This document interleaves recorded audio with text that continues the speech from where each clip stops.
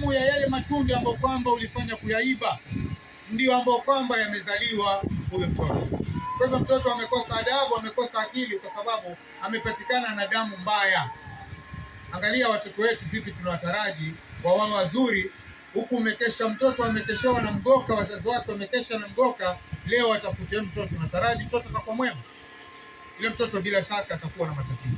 Kwa hivyo chanzo cha matatizo ya hao watoto ni sisi wazazi. Hatuwafanyii haki zao, hatuwatekelezei haki zao, ndio maana tunapata shida na hawa wa vijana wa kileo.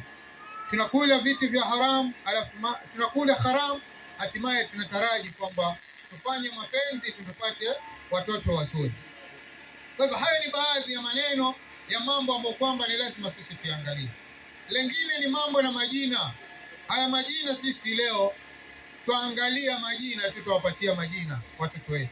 Lakini jina pia ni haki ya mtoto kumpatia jina zuri. Usimpatie jina tu kwa sababu ya huyo, kwa sababu alikuwa ni babu yako. Lakini je, huyo babu yako ambaye unamtaja mtoto wako alikuwaje?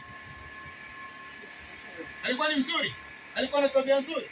Sasa wengine sisi tuwapatia majina ya watu wabaya sana waliotangulia, wachawi, walevi wakubwa, yaani wa kila aina, lakini tunampatia jina lile, tena lile jina lake ambalo yeye mwenyewe amejipatia kwa sababu ya ule ubaya wake, ndio tuwapatia watoto wetu.